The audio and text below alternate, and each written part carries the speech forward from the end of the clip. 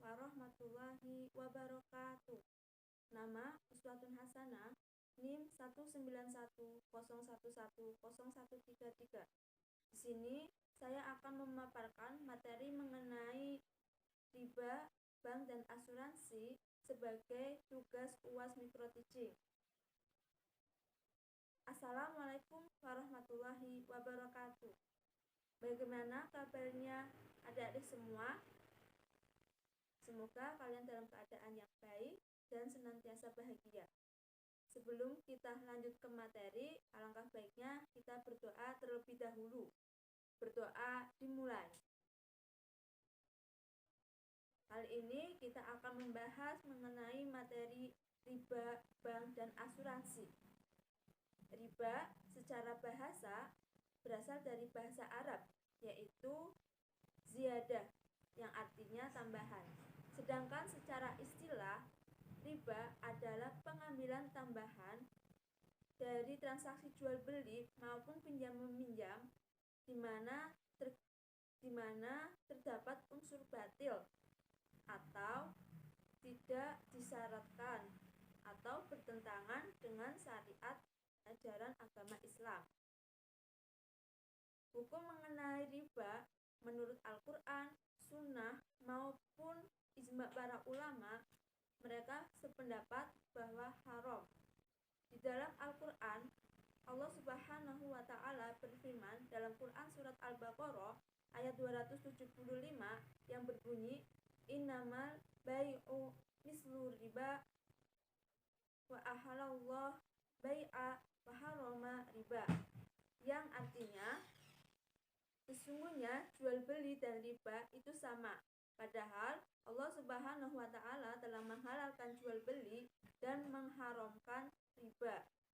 Sedangkan secara sunnah, Rasulullah Shallallahu Alaihi Wasallam dari hadis riwayat Muslim dari Jabir radhiyallahu an, Rasulullah Shallallahu Alaihi Wasallam bersabda, sesungguhnya Allah Subhanahu wa Ta'ala melaknat orang yang memakan riba, orang yang meminjam, orang yang mewakilkannya, orang yang menuliskannya, dan orang yang menyaksikannya. Kemudian dilanjutkan, semuanya sama. Artinya di sini Rasulullah sangat melaknat orang-orang yang melakukan riba. Sedangkan menurut para ijma ulama, riba ini sendiri merupakan cara mencari rezeki yang sangat dilaknat Allah, di mana di sini hanya menguntungkan satu belah pihak saja, sedangkan yang lain merupakan korbannya atau sangat dirugikan sekali. Sehingga menurut para ulama, riba ini sangat haram. Nah, adapun riba itu dibagi menjadi 4. Yang pertama yaitu riba fadl. Riba fadl yaitu pinjam meminjam barang yang sama jenisnya namun berbeda ukurannya sesuai yang disyaratkan oleh orang yang meminjamkan, atau dalam kata lain yaitu jual beli barang yang mengandung unsur riba dan ada tambahan pada salah satu barang tersebut. Misalnya pinjam meminjam emas atau pinjam meminjam beras. Nah, saat melakukan ini, salah satunya itu ada yang meminjamkan meminta tambahan saat pinjam meminjam tersebut. Nah, tambahan inilah yang dinamakan riba fadl. Yang kedua yaitu riba nasi'ah. Riba nasi'ah ini yaitu pengambilan tambahan dari tukar menukar atau jual beli barang yang sejenis maupun berbeda karena ada tambahan adanya keterlambatan waktu. Nah, misalkan seperti ini, si fulan meminjam beras 1 kilogram.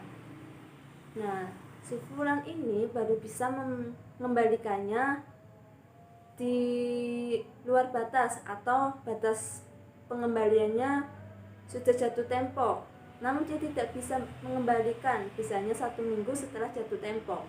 Nah, karena dia bisa mengembalikannya setelah jatuh tempo, maka dia dikenakan tambahan dengan membayar beras sebesar 1,5 kilogram.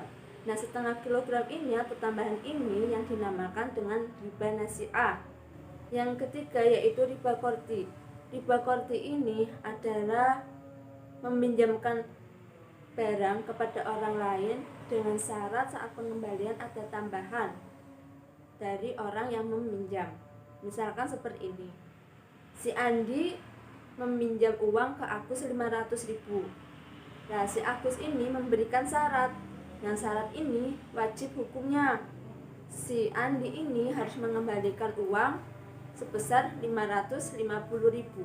Yang 50.000 ini namanya riba qordi. Nah, ini sangat dilarang.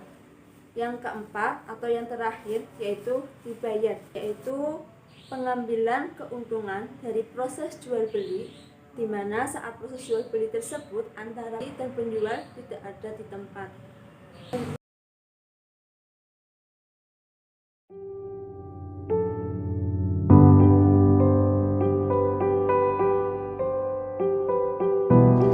Iya Pak.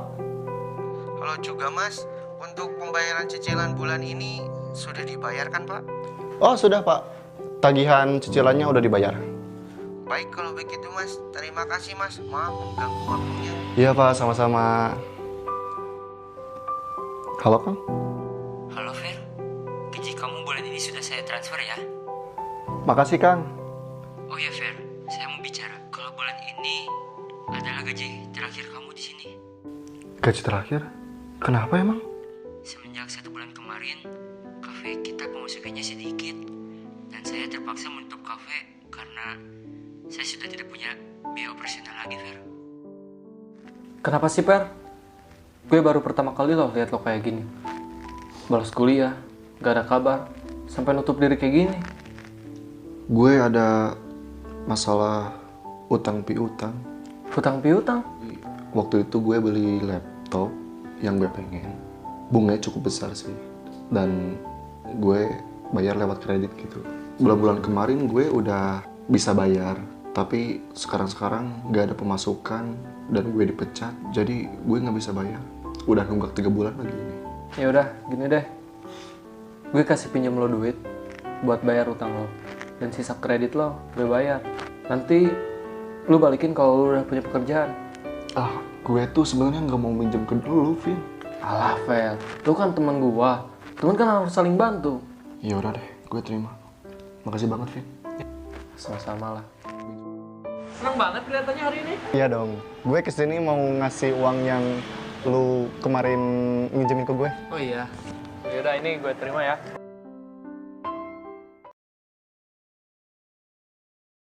Yaitu mengenai bank.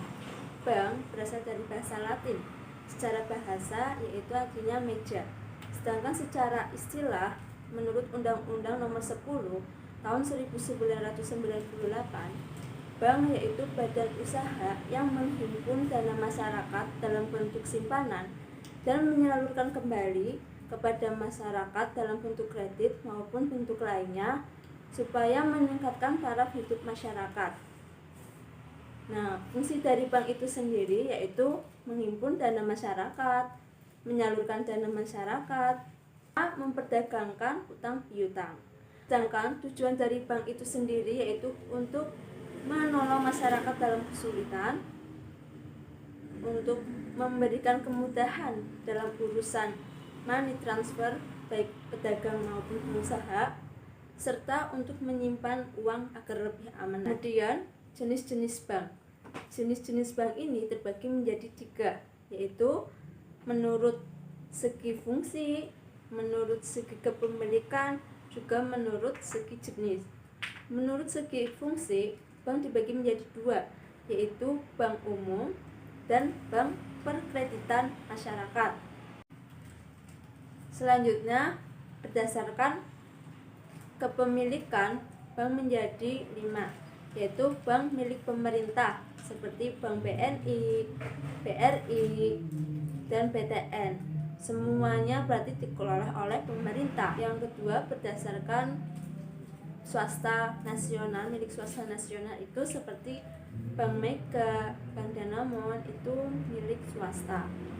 Sedangkan milik yang ketiga yaitu bank milik koperasi seperti Bukopin.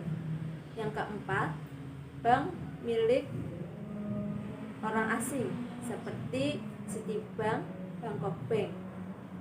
Kemudian kelima yaitu bank campuran dari pihak asing dan pihak Indonesia. Contohnya Mitsubishi Buana Bank. Selanjutnya, berdasarkan jenisnya, dari segi jenisnya dibagi menjadi dua, yaitu bank konvensional dan bank syariah. Sini Ibu akan memberikan penjelasan mengenai bank syariah. Nah, bank syariah itu sendiri merupakan bank yang menghimpun dana dan menyalurkan dana kepada masyarakat berupa imbalan berdasarkan prinsip syariah. Adapun konsep dasar dari bank syariah ini sendiri yaitu efisiensi, keadilan, dan kebenaran. Dalam bank syariah itu sendiri terdapat yang namanya prinsip. Ada 3 prinsip, yaitu prinsip jual beli, prinsip sewa atau ijarah, dan prinsip bagi hasil atau syirkah. Prinsip jual beli atau bai yaitu diantaranya pembiayaan murabahah, salam, dan isti'na. Prinsip sewa yaitu ijarah, dan di dalam prinsip bagi hasil itu terdapat 2, yaitu musyarakah dan mudorobah. Hukum bank ini menjadi masalah kekhasanahan dalam Islam karena belum tahu kejelasan hukumnya. Antara ulama satu dengan ulama yang lain masih berbeda pendapat. Ada yang mengatakan haram, ada yang mengatakan boleh, bahkan ada yang mengatakan subhan. Materi selanjutnya yaitu mengenai asuransi. Asuransi sendiri menurut bahasa artinya jaminan. Istilah adalah perjanjian pertanggungan antara kedua belah pihak atau lebih, di mana salah satu pihak bisa mengambil terlebih dahulu manakala pihak tersebut mengalami musibah dan pihak yang lain masih terus membayar iuran berdasarkan waktu dan jumlah yang telah ditentukan. Adapun asuransi ini dibagi menjadi 2, yaitu asuransi konvensional dan asuransi syariah. Asuransi konvensional ini memiliki ciri-ciri yaitu akad muawadah dan akad gharar. Sedangkan di dalam asuransi syariah ini ciri-cirinya yaitu terdapat sifat ta'awun atau tolong-menolong, terus saling menjamin, dan tidak berorientasi pada materi semata. Sedangkan asuransi syariat itu sendiri juga tidak mengandung akad muawadah melainkan akad tabaru. Manfaat dari asuransi syariah itu sendiri diantaranya membangun hubungan persahabatan antara anggota dan membangun implementasi dari apa yang telah Rasulullah katakan, yaitu ta'awun atau tolong menolong, serta di antara kedua belah pihak ini saling menguntungkan, tidak ada yang dirugikan. Sedangkan hukum dari asuransi itu sendiri terdapat 3, karena belum jelas hukumnya atau sama seperti bank. Itu ada yang mengatakan haram, ada yang mengatakan boleh, dan ada yang mengatakan subhat. Itulah yang dapat Ibu sampaikan pada pagi hari ini. Kurang lebihnya Ibu mohon maaf. Untuk selanjutnya kalian bisa ngisi LKS yang mengenai pelajaran pada pagi hari ini. Assalamualaikum warahmatullahi wabarakatuh.